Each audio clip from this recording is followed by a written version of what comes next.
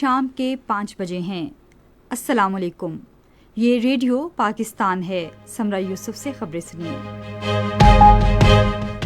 اہم خبروں کا خلاصہ۔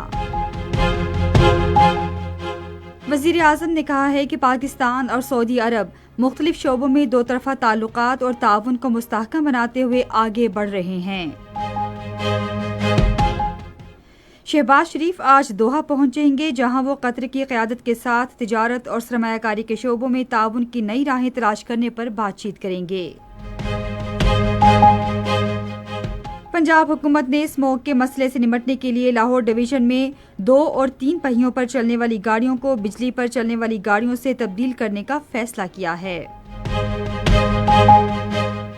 اقوام متحدہ کے فلسطینی پناہ گزینوں کے امدادی ادارے نے شمالی غزہ میں مناظر کو تباہ کن قرار دیا ہے۔ اور اب خبروں کی تفصیل۔ سعودی عرب نے حال ہی میں پاکستان میں 2 ارب 20 کروڑ ڈالر کی سرمایہ کاری کے معاہدوں میں اضافہ کرتے ہوئے اس میں مزید 60 کروڑ ڈالر فراہم کرنے کا اعلان کیا ہے۔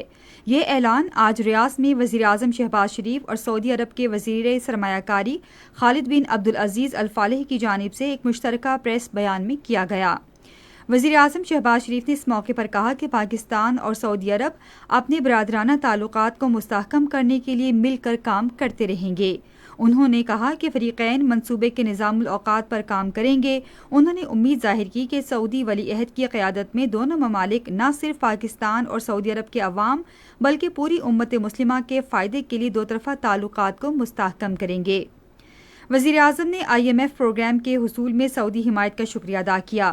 انہوں نے اطمینان ظاہر کیا کہ چند ہفتے پہلے جن مفاہمت کی یادداشتوں پر دستخط کیے گئے تھے اب وہ عمل درآمد کے مرحلے میں ہیں۔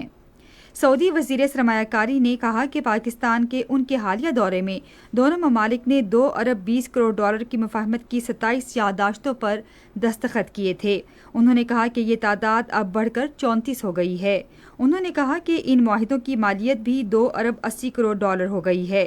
سعودی وزیر سرمایہ کاری نے کہا کہ مفاہمت کی 5 یادداشتوں پر کام شروع ہو چکا ہے۔ پاکستان اور ویتنام نے عوام کے درمیان رابطے مضبوط بنانے اور سیاحت کو فروغ دینے کے عزم کا اعادہ کیا ہے۔ اس عزم کا اظہار آج ریاض میں 8ویں فیوچر انویسٹمنٹ انیشیٹو کانفرنس کے موقع پر وزیر اعظم شہباز شریف اور ویتنام کے ہم منصب فام چھینا کے درمیان ملاقات میں کیا گیا۔ ملاقات کے دوران دونوں رہنماؤں نے بالخصوص تجارت اور سرمایہ کاری میں دو طرفہ تعلقات کو مضبوط بنانے کے طریقوں پر تبادلہ خیال کیا۔ وزیر اعظم شہباز شریف امیر قطر شیخ تمیم بن حماد الثانی کی دعوت پر آج سے قطر کا 2 روزہ سرکاری دورہ کر رہے ہیں۔ دوحہ میں ملاقاتوں کے دوران وزیر اعظم اور قطری قیادت دو طرفہ تعلقات کے تمام پہلوؤں کا جائزہ لیں گے اور خصوصاً تجارت اور سرمایہ کاری میں تعاون کے نئے مواقع تلاش کریں گے۔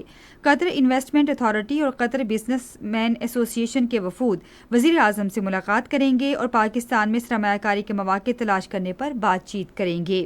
شہباز شریف ثقافتی نمائش منظر پاکستان 1940 سے لے کر اب تک آرٹ اور فن تعمیر کا افتتاح بھی کریں گے۔ پنجاب حکومت نے اسموگ کے مسئلے سے نمٹنے کے لیے لاہور ڈویژن میں 3 اور 2 پہیوں والی تمام گاڑیوں کی جگہ بجلی پر چلنے والی گاڑیاں لانے کا اعلان کیا ہے۔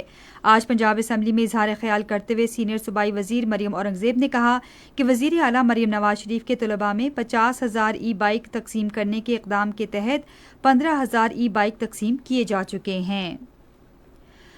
وزیر داخلہ محسن نقوی نے لندن میں سابق چیف جسٹس پاکستان قاضی فائز عیسیٰ اور پاکستانی ہائی کمیشن کی گاڑی پر حملے کی شدید مذمت کی ہے۔